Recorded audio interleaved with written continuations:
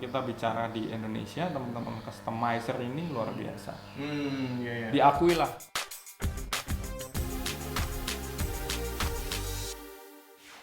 Halo Bro and Sis, ketemu lagi di Provokator Inspiratif.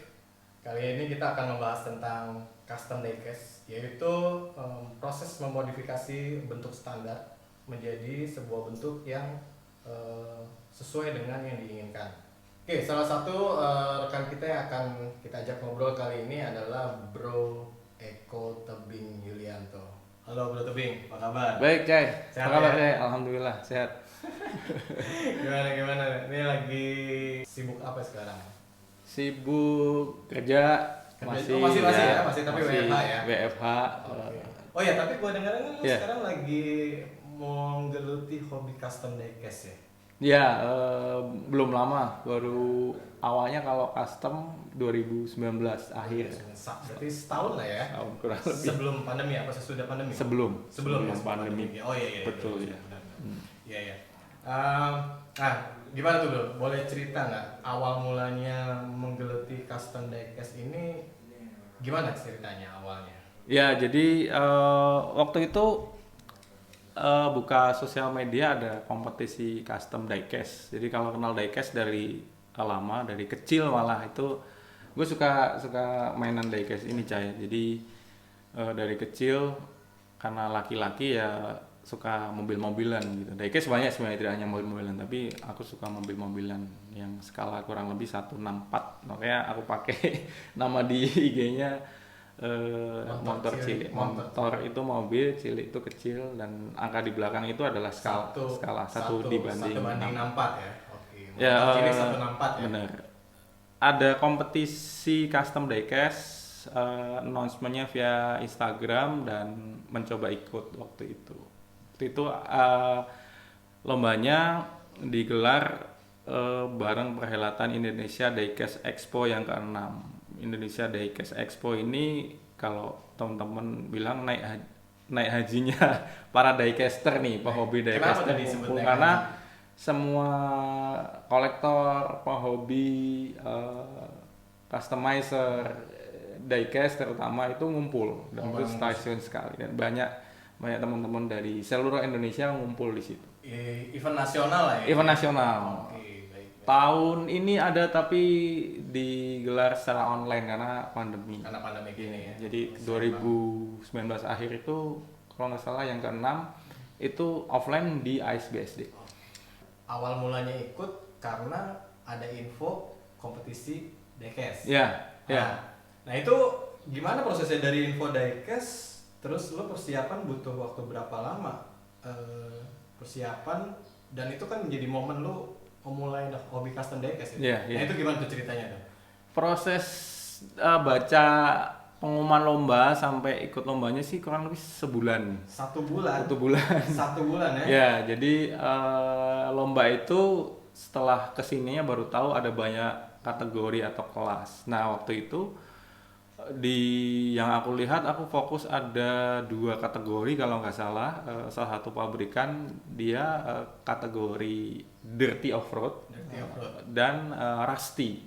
Rusty itu dirty off-road, mobil off-road, kotornya mobil off-road, dan rusty, kalau rusty itu mobil berkarat dengan bahan yang ditentukan oleh satu merek tertentu.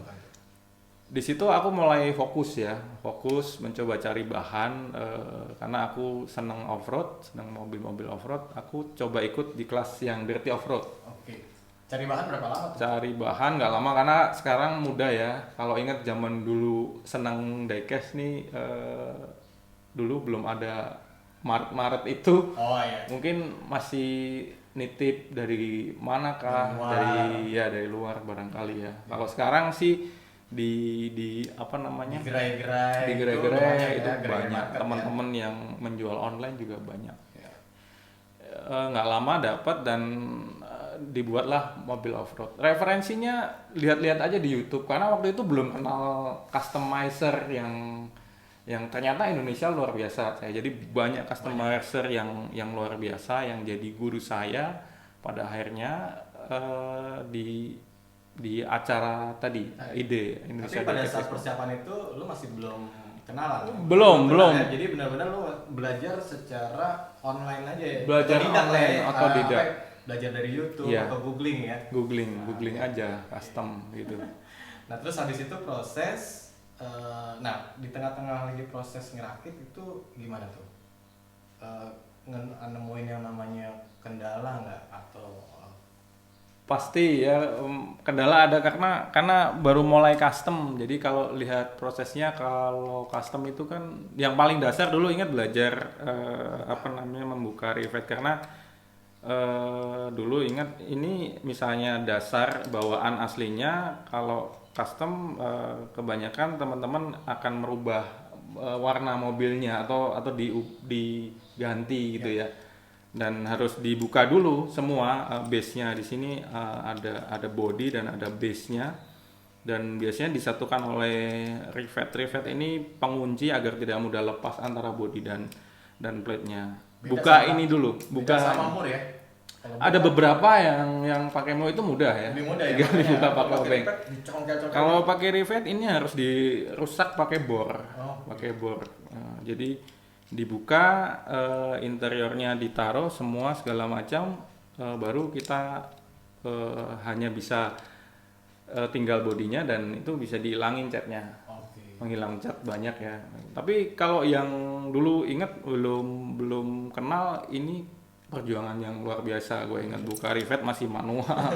Karena dulu lihatnya tutorial membuka rivet sederhana dengan bor tangan. Oke, saya beli mata bor yang sesuai, mata bornya dikasih gagang manual, dibuka, dan lama ternyata. Tapi menariknya prosesnya jadi seru. Berarti sudah di pertengahan tuh udah mulai ngerakit gitu ya, itu udah banyak banget ya, artinya banyak challenge lah ya, banyak tantangannya ya, karena lo belum kenal dengan diecaster senior gitu ya. Ya, belum join juga di komunitas lagi. Belum waktu itu belum. Jadi benar-benar ketemu, belum independen lah ya. Independen, jadi masih soliter, independen.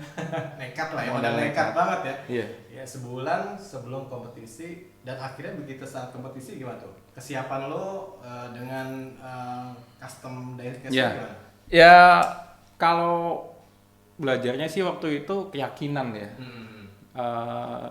Dalam sebuah kompetisi, kalau aku meyakinkan diriku untuk yakin bahwasanya ini siap untuk dilombakan, layak gitu.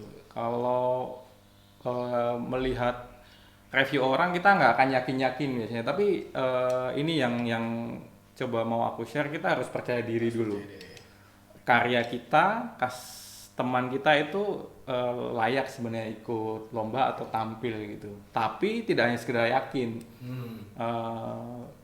Saat proses custom ini, aku benar-benar pelajari ini apakah sudah proporsional, apakah sudah menyerupai mobil off-road dengan kotornya segala macam. Jadi yakin itu harus, tapi harus ada banyak aspek yang mendukung itu gitu. Salah satunya aku terus melihat YouTube, referensi, terus nanya-nanya yang kenal aja. Tapi waktu itu belum banyak kenal. Akhirnya kenal komunitas, akhirnya kenal senior-senior di dunia custom diecast. Setelah ide ke-6, ketemu teman-teman, ketemu juri, aku minta review, dan sekarang banyak belajar dari beliau-beliau. Jadi setelah ikut kompetisi itu udah mulai banyak pengalaman ya, atau belajar ya? Belajar, kalau aku sih belajar ya. Referensi. Nah, betul. Ini yang menarik nih, ya bisa dibilang lo nih kan pendatang baru lah ya. Di dunia custom diecast ya. Dan ya kurang lebih setahun lah. Nah, gue dengar nih lo udah dapat prestasi nih dalam tentang waktu 1 tahun ini, udah mendapatkan prestasi nih. Nah, apa tuh prestasi apa aja yang udah lo capai dalam waktu setahun ini, dan boleh deh menceritakan prosesnya seperti apa tuh? Jadi kali pertama yang tadi ide itu 2019 akhir. Setelah itu banyak kompetisi custom yang gue ikutin. Beberapa kota, kalau jauh ya hasil customannya aku kirim. Jadi aku nggak berangkat gitu. Kalau di Jakarta aja masih bisa dibawa. Tapi kemarin setelah itu aku ingat waktu itu ada di Surabaya. Aku kirim berapa kali ya modal yakin aja, bikin yakin. Intinya di mana ada kompetisi custom aku kejar gitu. Ada kompetisi kejar Ikut ya. karena bukan apa-apa, ini rasanya kalau aku mau terjun di custom, ini salah satu cara yang harus aku lakukan untuk memperkaya teknik, terus referensi, ketemu orang, ketemu komunitas, banyak hal. Jadi kalau buat aku itu, jadi medianya sudah ada banyak kompetisi, terus apa terjangkau gitu ya, dan apa namanya semua merek kadang bisa kita custom gitu. Itu sih jadi beberapa kali kirim dan ya namanya kompetisi dapat nomor, dapat sertifikat apa ya, tapi ada rasa di mana gue harus lebih baik lagi nih. Sampai di bulan Maret itu ada Jakarta Toys Fair. Bulan Maret Ya, 2020. 2020 Oke. itu awal Pandemi pandemi ya itu, tapi masih belum orang yang sekarang nggak boleh ngumpul banyak. Kita masih datang di Balai Kartini kalau nggak salah. Waktu itu masih bisa Masih. kumpul ya. Aku ikut dan alhamdulillah dapat juara. Kebetulan waktu itu yang ngadain Majoret Indonesia, salah satu brand diecast. Ikut Juaranya apa ini? Kategorinya apa? kategorinya waktu itu sama di Dirty Offroad dan Rusty. Yang Rusty Yang Rusty juara 1, alhamdulillah, tapi mobilnya nggak ada di sini, lagi sudah di pindah generasi. nggak, kemarin ada acara live IG dengan Majoret, aku titipkan ke teman. Kalau yang offroad sudah pindah garasi. Sudah pindah garasi nih ya. Istilahnya kalau laku tuh pindah garasi. Jadi itu alhamdulillah dapat, dan semakin menambah semangat aku untuk ikut kompetisi, ketemu, gabung di komunitas. Dan kayak apa ya? Wah, ini masih banyak yang kurang gitu, melihat customer teman-teman yang luar biasa, referensi banyak, grup juga sering tukar pikiran tentang teknik bagaimana custom. Kalau custom ini kan banyak contohnya, misalnya kayak offroad nih, bagaimana membuat suspensi bekerja, karena kalau mobil offroad kan banyak tinggi dan harus ngeper ya. Sampai suspensinya aja. Suspensi terus steering nih bisa belok ya, karena kalau standarnya ini rata-rata nggak bisa belok. Ada beberapa yang belok ada, tapi nggak banyak. Nah ini kita bikin bagaimana dia berbelok. Terus kalau aku suka yang ekstrim, jadi membuat, kalau tadi ini contohnya kayaknya aku ambil depannya aja nih, potong body segala macam. Jadi nggak semuanya ya, nggak semua. Itu jadi ada yang nggak cuma semua. setengah, ada yang cuma diambil. Dan beberapa itu tergantung taste ya, orang beda-beda style customnya. Tadi contohnya kalau Rusty itu lebih banyak sebenarnya bermain di body, di cat ya. Bagaimana membuat body mobil ini terlihat seperti apa namanya? Berkarat. Jadi itu cukup susah karena proses karat ini kan alami. Kita dituntut untuk meniru proses alami ke dalam sebuah media yang tidak berkarat gitu. Jadi itu luar biasa menurut saya, sebuah karya yang masterpiece gitu ya. Nggak bisa ditiru orang, dan mungkin suruh ngulang 2 kali di Rusty yang sama, di mobil yang sama akan susah. Dan beda gitu. ya. Dan itu beda. Itu kemarin yang juara 1 ya bro ya. Yang Rusty ya kebetulan. Ya? Waktu itu aku bikin mobil jenazah. Mobil jenazah. Yang teronggok, yang terbengkalai, dia berkarat gitu, ada dengan pernak-perniknya lah sebenarnya. Buat teman-teman tuh nanti bisa ngeliat di IG-nya Ya, Motor Cilik ya. motor.cili_1_64. Nah, itu kalau mau lihat IG yang kemarin juara ya, atau ada fotonya, sempat terlihat di situ. Ya. Ya. Nah, gue mau tanya ini bro, berapa kali kompetisi yang udah lo ikutin sebelum lo mencapai prestasi tadi? Ada sampai yang Toys Fair itu ada 4 kali ya. 4 kali ya, kali jadi ya. ada proses 4 kali kompetisi itu lo gagal Iya, gitu iya. kan. Sampai akhirnya di kompetisi yang berarti kompetisi yang kelima berarti. Iya. Yang kelima. Keempat. Keempat ya, kompetisi yang keempat akhirnya lo bisa mencapai prestasi itu ya. Iya. Dan ya cukup mengagumkan ya bro. Jadi sebagai pendatang baru terus lo ikut kompetisi itu terus lo jadi juara, rasanya gimana? Rasanya sih ya senang ya. Nah. Kalau puas enggak, karena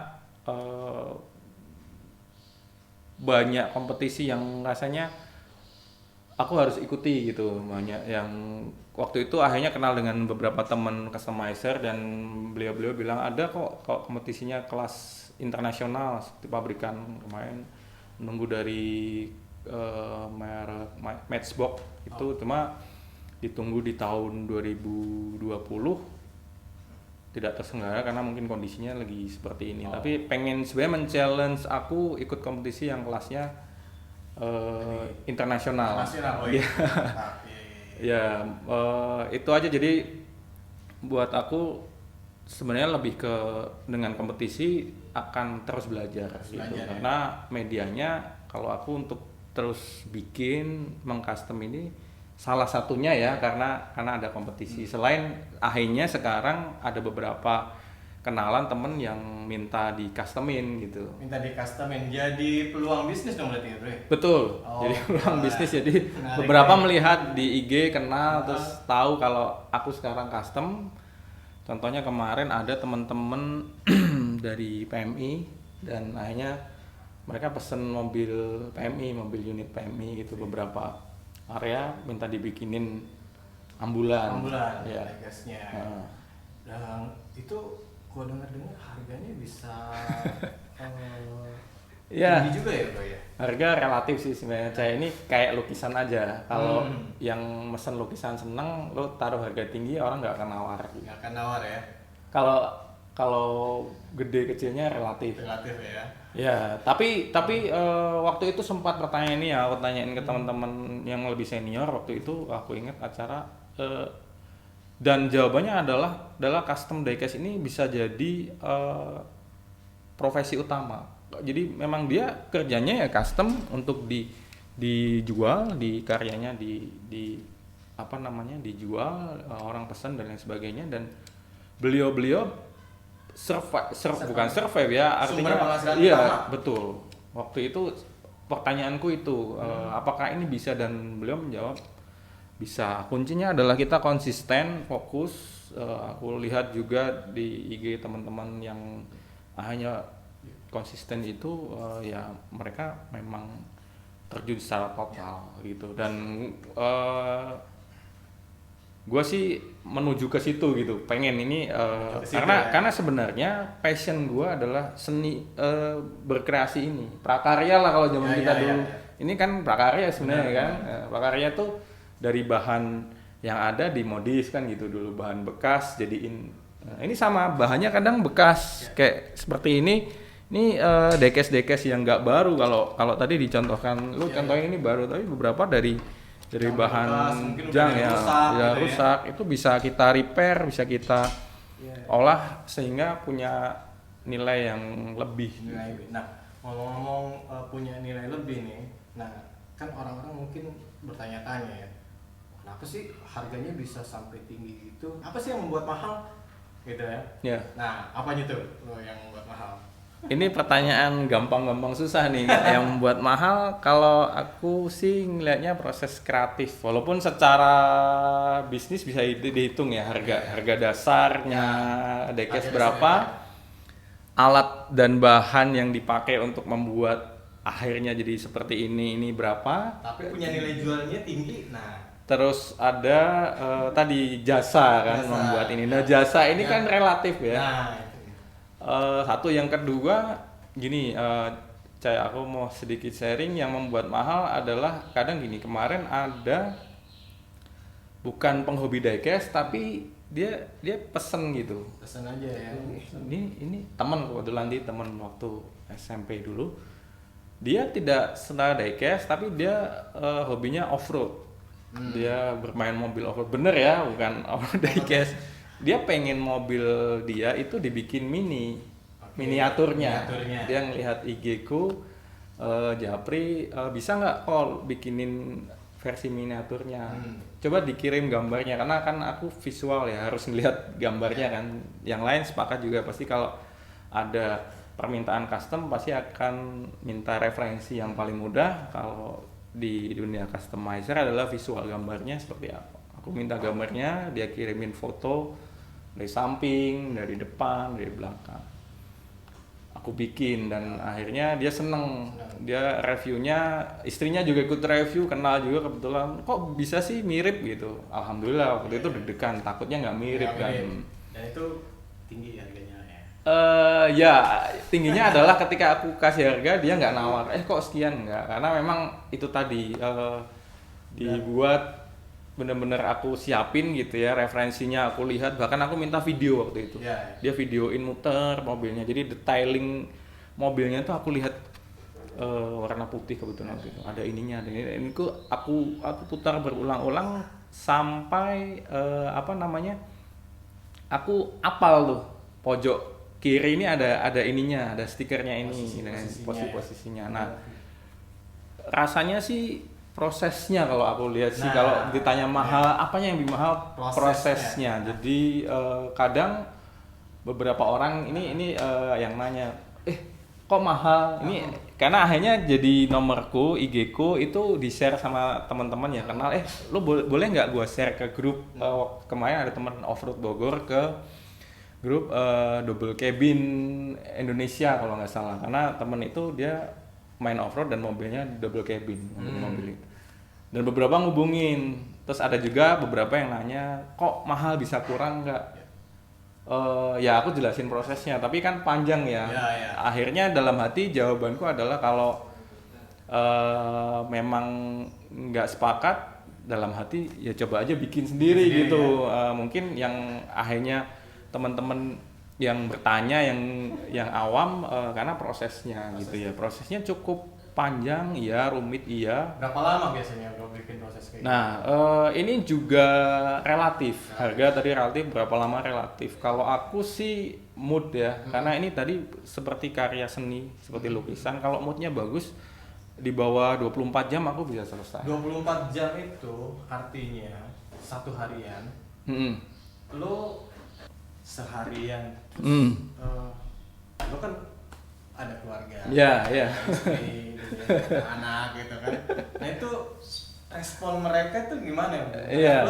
Lo kalau gitu tuh, dan lo sendiri gimana tuh fokusnya? Udah kalau fokus ke situ, kemudian cuma makan sama sholat terus terusin lagi, terus respon keluarga gimana? Betul, ini pertanyaan dasar di semua hobi ya, yang kadang menghabiskan waktunya proporsinya lebih besar dari hobi. Ya kadang lewat, tapi mencoba untuk kita berimbang aja gitu. Kalau ada keperluan memang di mana harus anter anak-anak, harus apa ya, bisa ditinggal. Artinya kan itu aku kerjain di rumah ya. Artinya sebenarnya bisa ditinggal. Ya tergantung juga kalau ada mendesak apa. Bahkan waktu itu pernah aku harus ke Bandung, ke pulang ke mertua, dan ini harus selesai, dan semua peralatan ini aku bawa tuh ke Bandung, jadi diselesaikan di Bandung. Jadi karena ini kecil, alhamdulillahnya, jadi lu bisa memindahkan ini kemana aja sih, gampang gitu. Jadi bengkel tapi kecil gitu. Jadi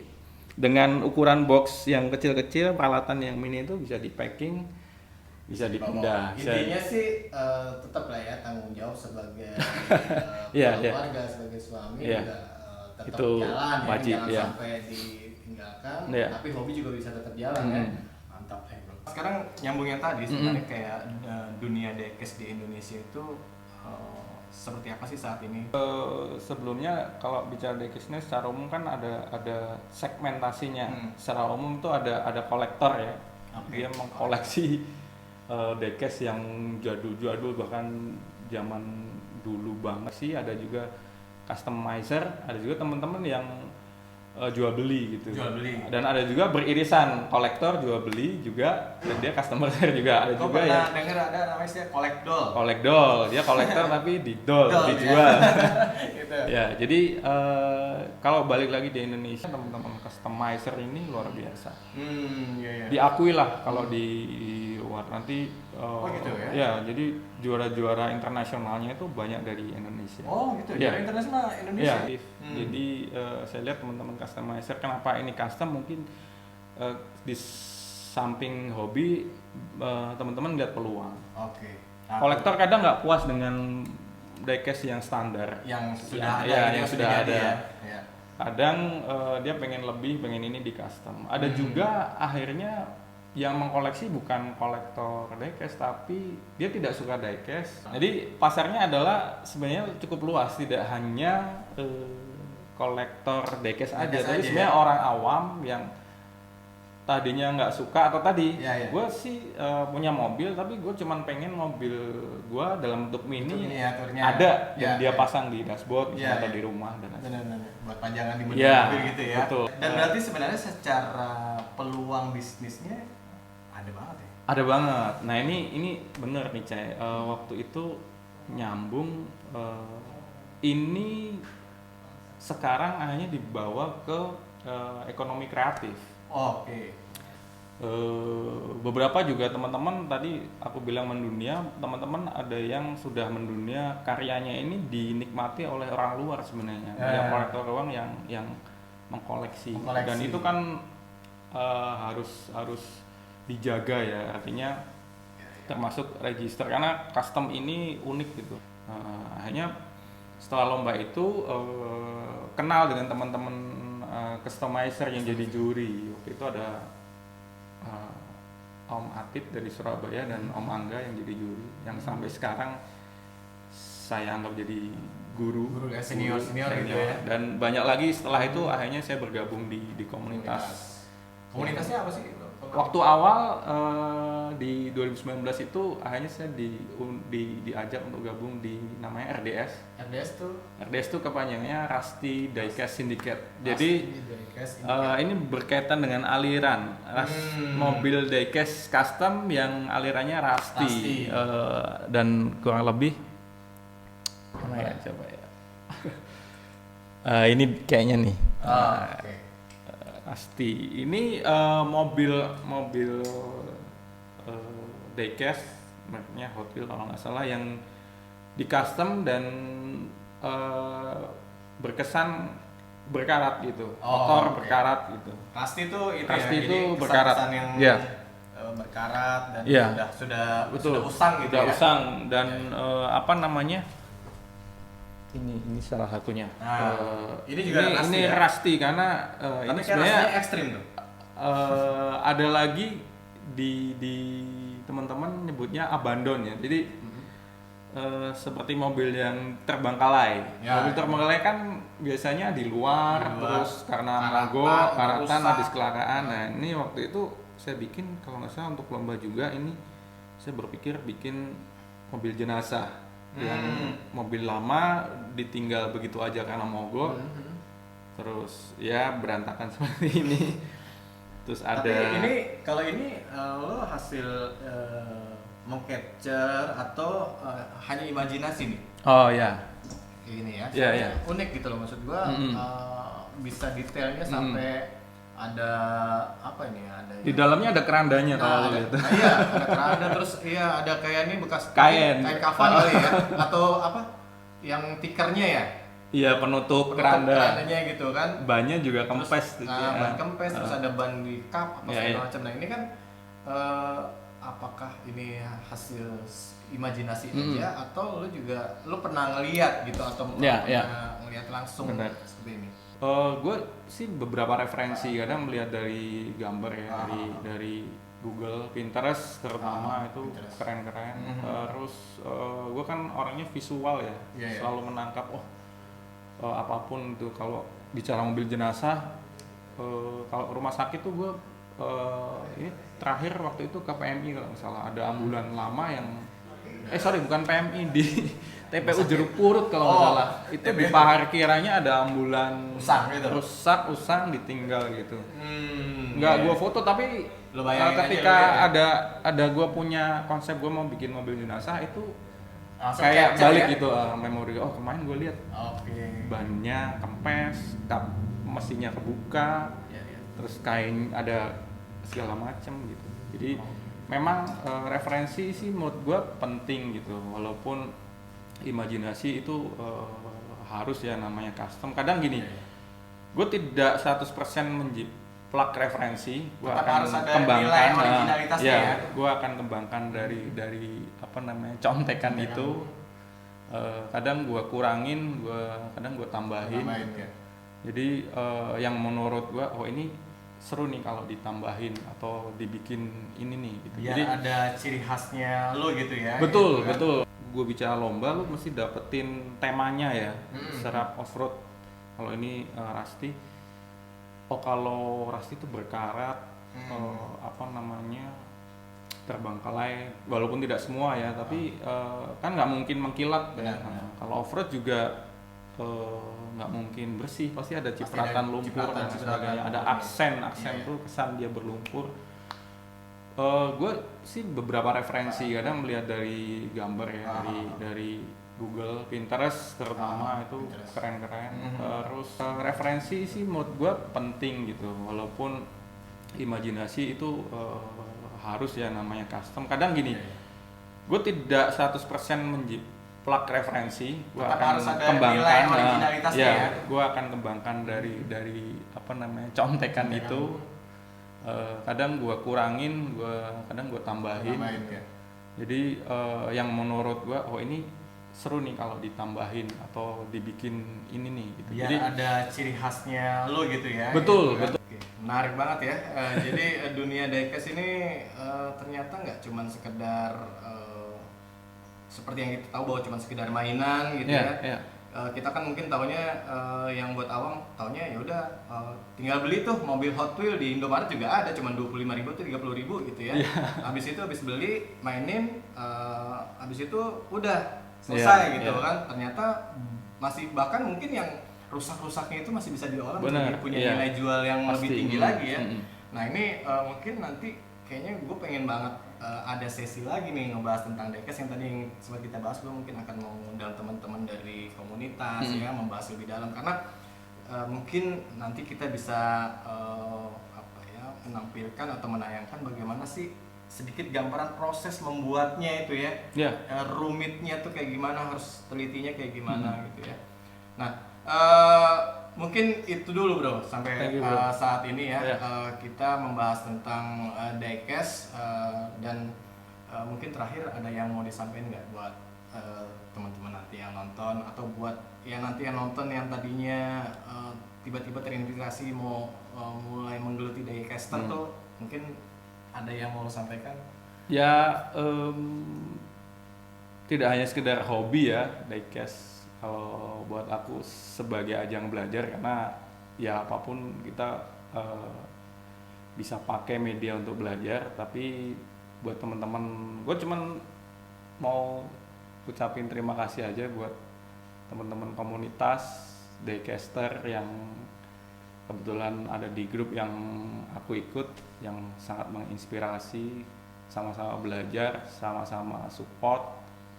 Dan yang pasti keluarga yang support gitu.